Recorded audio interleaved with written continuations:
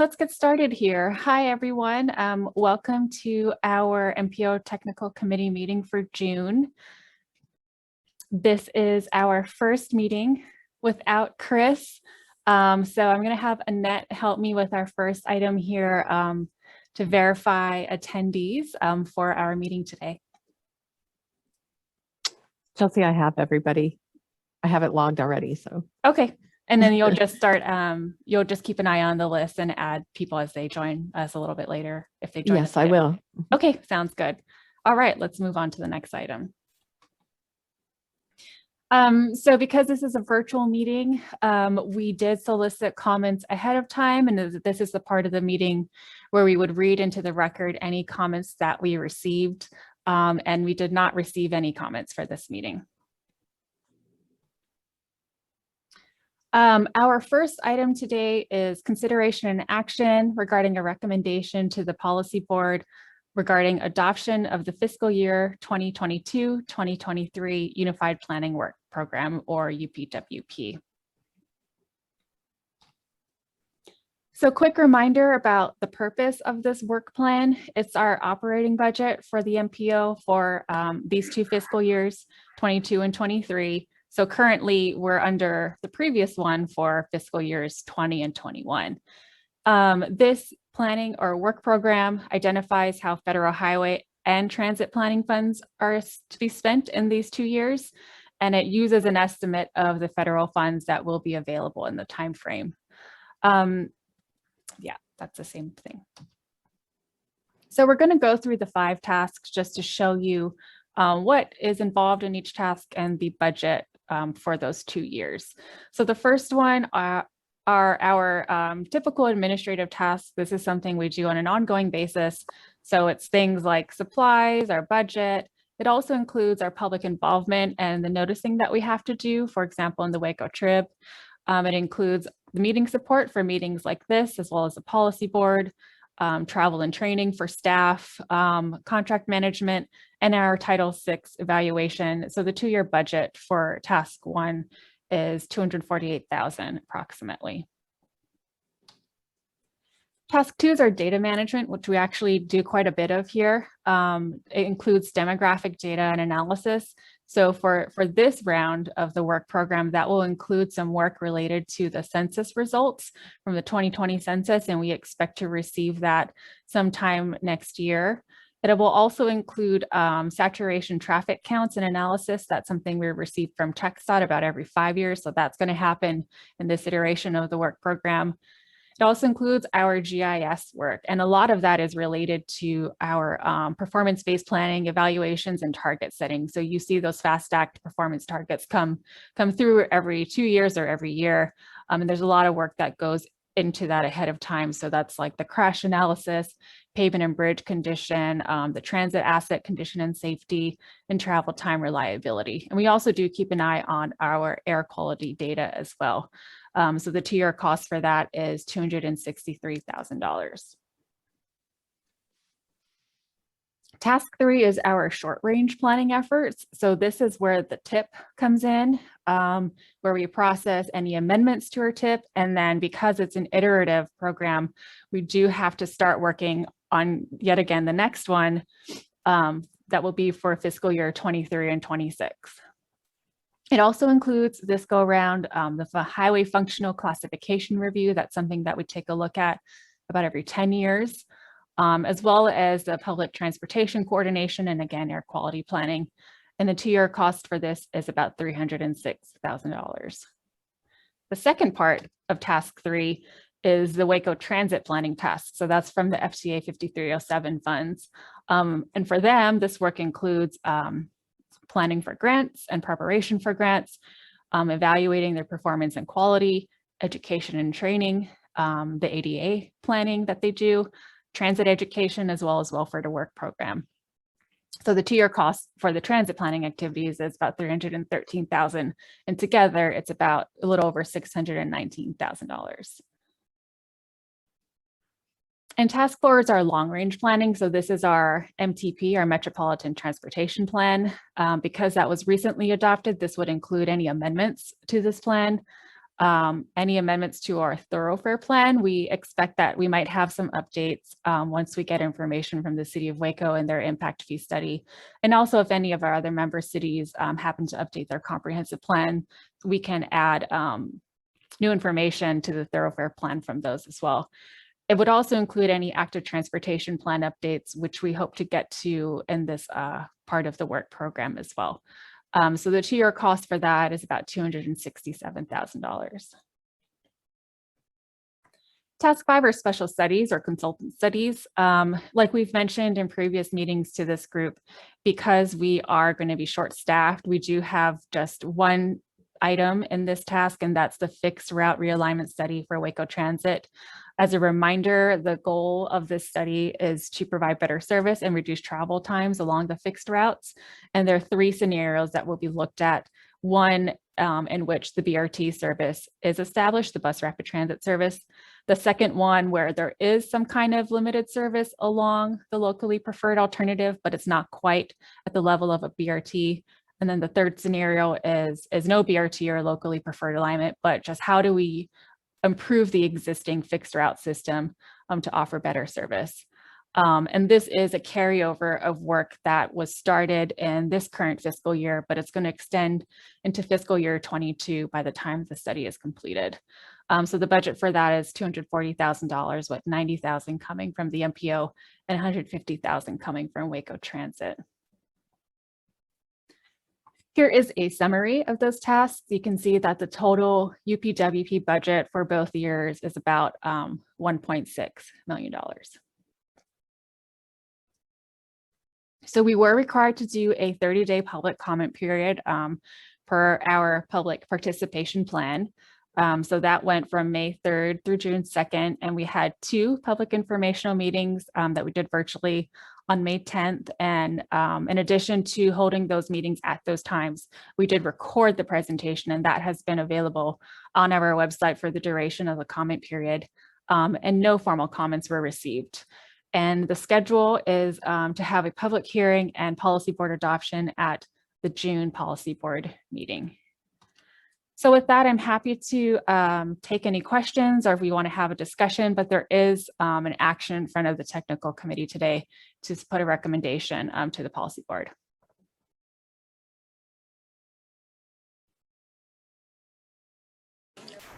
I make a motion. This is Zane. I make a motion to adopt the 2022-2023 Unified Planning Work Group Program. I'll second it, Chelsea. Great, thank you. So with that, we will recommend adoption to the policy board and then move on. And then I'm doing this right? Yeah, give me a thumbs up. You need to take a call for a vote. Okay, thank you. Forgot that. That's why I asked. Okay, so for those in favor of adopting the UPWP and recommending adoption of the UPWP to the policy board, I guess unmute and say yes. Yes. Yes. Yes. Yes. Yes. Yes. Any opposed? You can say so now. Okay, now we can move forward and forward this recommendation to the policy board. Thank you, Annette. Okay, the next item is the Metropolitan Transportation Plan Amendment number 2. And this again is an action item regarding a recommendation to the policy board on an proposed amendment to Connections 2045, the Waco Metropolitan Transportation Plan. So the reason why we are proposing this amendment is because the city of Waco received TxDOT grant funding for 2 projects, 2 bicycle and pedestrian projects. The first one is Cedar Ridge Sidewalks, and the second one is MKT Trail. And so these were projects that were submitted back in 2019 as part of the Transportation Alternatives Call for Projects that TxDOT issues. But it wasn't until this year, April 21, that the Texas Transportation Commission awarded the funding. So because it is federal funding, these projects do have to be captured in our MTP. So we took a look, and the MKT Trail already is adequately described in Strategy 4, Priority 5. However, the scope of work and the project extents for Cedar Ridge Sidewalks would require a modification to Strategy 4, Priority 1. So what we're proposing here as part of this amendment is to revise that strategy and priority, revise the project limits, the scope of work, the costs, and the funding sources. So it is consistent with that grant award and the commission actions as well as the tip. So what that looks like is the facility doesn't change, but the extent does. So, and again, this is for the larger project that's described in the MTP. So the revised extent is from Live Oak to Lake Shore now, and the revised scope of work was modified to include the construction of on and off-road facilities for bikes and pedestrians along both sides of the roadway between Lake Shore Drive and Park Lake Drive. And the cost was revised to add $2 million to reflect that TxDOT grant award as well as the city match. And then this is what it looks like with the purple line illustrating that additional project extent that was added with this amendment. So we had a public input and comment period. It was for 10 days. And this was a concurrent public input and comment period for both the MTP amendment and the TIP amendment. It went from May 24th through June 2nd. And we had one public informational meeting. And again, we recorded that presentation and it's been available on our website for the duration of the public comment period. No formal comments were received. And the schedule for the public hearing and policy board adoption is June 17th. So this is an action item for the technical committee. And if there are any questions or discussion, I'll take those now.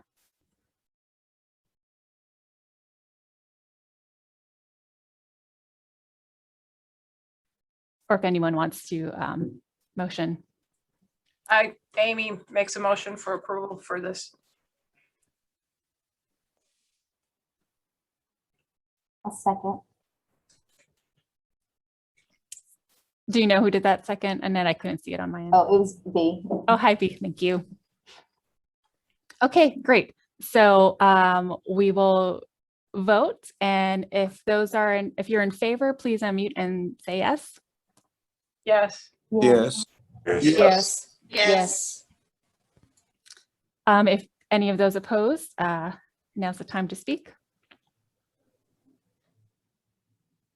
Okay, this passes and we will recommend adoption of Amendment 2 to the MTP to the policy board. Next item.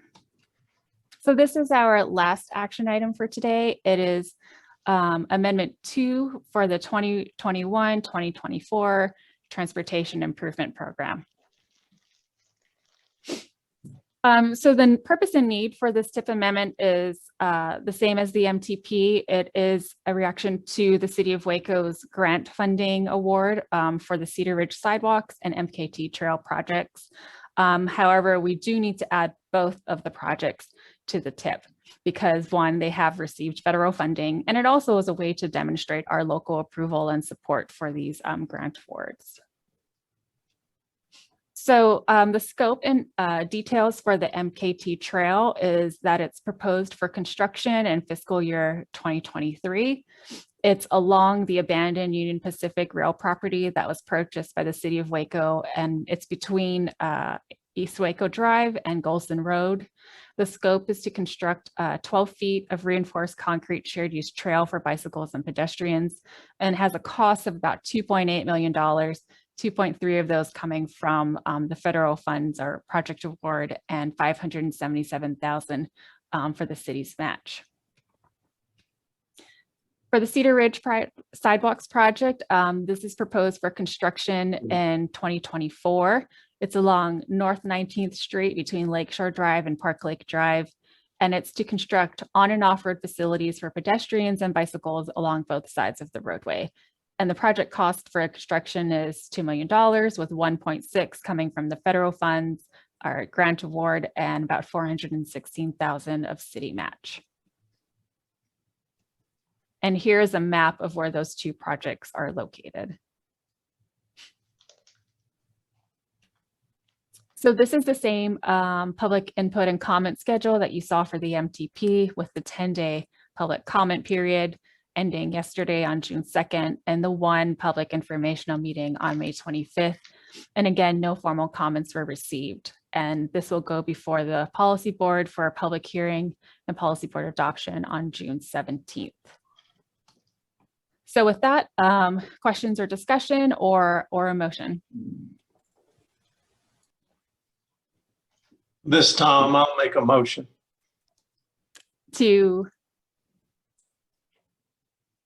Motion to approve or to recommend amendment 2? Motion to recommend. Okay, thank you. This is Tom Dahl, and second that motion. Okay, great. Now we will poll the committee. All those in favor? Unmute. Yes. Yes. Yes. Yes. Yes. All those opposed? Okay, motion passes. We will recommend amendment 2 to the tip to the policy board. Thank you. So just moving on to discussion items now. So we did have to make an administrative change to the 21-24 tip. And this was at the request of the FHWA. They wanted us to more clearly describe how the projects that are programmed in the tip help to achieve either the performance targets that we adopted at the MPO level or we supported. So, for example, we supported some TxDOT targets and some Waco Transit targets. So we had a lot of this information in the tip, but it was summarized into Appendix G, where it's all in one place and it's very clear to understand. So this was just an administrative change because it didn't make any modifications to the projects that were programmed, just how the information is organized. And that is included in your meeting packet.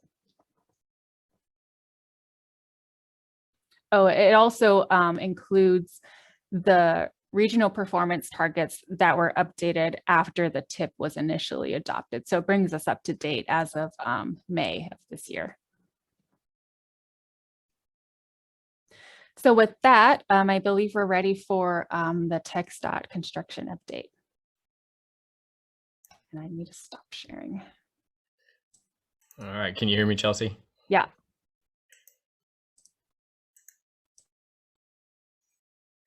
Let's see.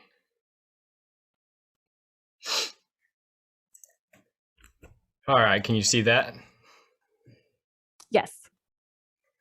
Okay, let me get back to the beginning here. Okay, we'll start on the south end of the project on our interstate job. Contractor actually this week has been placing the new driveways along this section of the frontage road. Once that's complete, they'll fall back and work this 16th Street intersection area and get that area wrapped up. Moving to the north, here's an aerial shot at what will be the new 11th 12th Street intersection. You can see both directions of traffic move to the new southbound bridge. Since this picture was taken in April, the contractors completed all the drill shafts, columns, and is working on bents. We anticipate setting beams this summer. As that bridge progresses, you'll see a lot of the intersection work pick up. Later this year, early part of next, you'll really start to see the new 11th 12th Street intersection kind of coming into form here. Same area, looking the opposite direction. Contractor will be in on this northbound frontage road to work on getting a second lane constructed up to 4th and 5th Street, along with the second lane between 4th, 5th, and U Parks over the next several months. Contractor is actually out today working on the asphalt tie-ins at a few of these side streets on the southbound frontage road. So over the next couple of weeks, you should see this work start to wrap up. At the top of the picture, the contractor completed the 24-inch water line tie-in this week at 4th Street. So you should see roadway work coming right in behind it. The hope was to have that area opened up by July 4th. Depending what the weather does to us over the next several weeks, that may kind of change that schedule, but that's the goal right now for 4th Street. And then here's an aerial view of that same area. You can see the old structure gone. Since this picture's been taken, contractors got in and started some work on the new structure. Looking to the north, you can see a shot of U Parks here. You can see where the old structure's been removed. Again, since this picture was taken, Progress has been made on the new structure with drill shafts and starting some column work.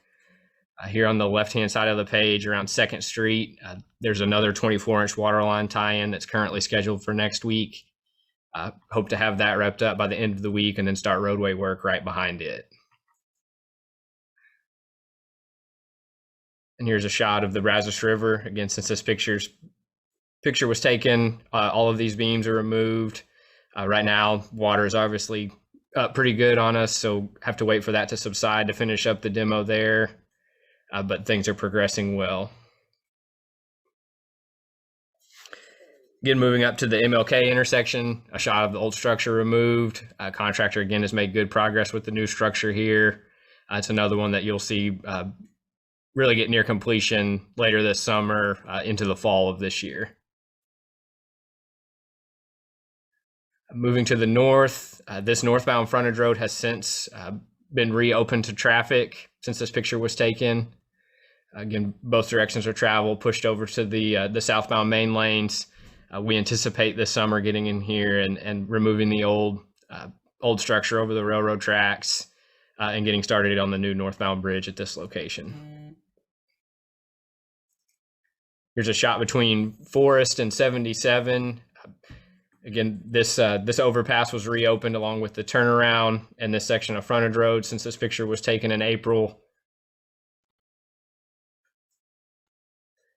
Moving up to Business 77, contractor is actually currently demoing this structure, like just a few spans over the existing eastbound and westbound lanes of 77. The contractor's also been in working on the east and west side of 77, and we anticipate concrete pavement over the summer months on both sides of this intersection. Moving up to US 84, again, this is another structure that's been removed since this picture was taken. You can see where the asphalt's been placed for the new U-turns at this intersection. Contractor has been working here and up at Barron Circle actually with concrete paving crews. So over the next month to 2 months, you'll really see these intersections kind of start to get cleaned up and some of these turning movements opened up. So that should help with some of the operations. Here's a bit of an action shot from when the Barron structure was being removed. Again, since this was taken, the contractor's gotten in, graded out the new intersection, actually placed some concrete pavement for the U-turns, and we anticipate that to continue through the summer. And then one final shot looking up to the north end of the project. Again, you can see where both directions of traffic have been pushed over. Contractors gotten in and removed old pavement on the northbound side. And then along this northbound frontage road, as the work finishes up on the south end of the job, the contractor and their subs will be moving up to this end of the project to complete sidewalk, driveways, and intersecting street tie-ins. With that, that's all I've got to share. I'll open it up to any questions about the project.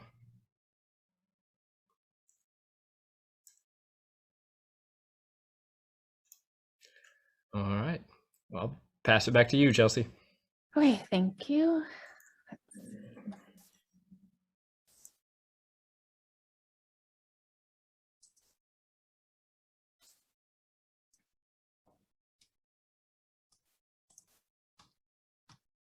Okay, are we looking at director's report? Yes. Okay. So the first thing we want to mention to the group is the current TxDOT transportation alternatives call for projects. This is the next cycle of grant applications. It's a competitive program for bicycle and pedestrian project funding. The call opened in January, and it was the first phase where you had to submit a basic application, and then applicants were invited to submit a more detailed application, and that is due on June 14th. So that's the second phase of that process. And now that we're in that second phase, all of those applicants must also include a letter from the MPO that states the support for that project and the intent to include it in the TIP if it's awarded funding. So that's exactly what we just did earlier in today's agenda for those two City of Waco grant projects. And if projects are awarded, or that would be expected in October of this year. So far for this 2021 call, we have had applications from the city of Waco, the city of McGregor, and the city of Mart. And we submitted MPO letters of support to these applicants for all of these projects because they are consistent with the active transportation plan. And at the last policy board meeting in May, the policy board did authorize staff to do so for all applications within the county that are consistent with the ATP, and all of these projects are. So for the city of Waco, they have a Cesar Chavez Middle Safe Routes to School project, an Indian Spring Middle pedestrian connectivity project. McGregor has several pedestrian signal enhancements along 84 and Main Street, and the city of Mart has 2 pedestrian projects with improved sidewalks and crossings along 2 major roadways in their city. And again, the deadline for these applications is June 14th. Staff transition plan. So keeping you up to date on where we are with this now that Chris has left. So I will be interim director effective next Monday until we get a permanent director on board. Because it's just me and Annette for now. We're going to be pretty lean in our staff capacity. So we're focused on just a couple of the most important items. The first one is adoption of this UPWP. So thank you for helping us take that first step today. And then we'll have it in front of the policy board in a couple of weeks. We're going to assist Waco Transit with that route realignment study, which is underway, about to get started. And then adopting amendments as necessary as they come up. And the MPO director position will be posted and will be following the procedures for City of Waco hiring. So if you have any questions about this, or if you need staff assistance, please, of course, still reach out to me and Annette. Doesn't mean that we can't help you with anything that's not on this list, just kind of giving everyone a heads up that, we're really going to be focused on what's required until we can get staffed up again. And with that, the next meeting isn't scheduled or planned until September. So we're going to take a little bit of a hiatus, let us focus on those items that were on the previous slide and get things set up for our new director to be on board. And the meeting is, I'm pretty sure it's going to be in person because the City of Waco is transitioning already to in-person meetings. So we will send details about that when we have that information. So with that, any last questions or discussion or request for agenda items for future meetings? You can tell us now, or you can send it to us later. Nope. Okay, well, that's all I have, guys. So thank you for your time today and have a good summer, and we'll see you all in September.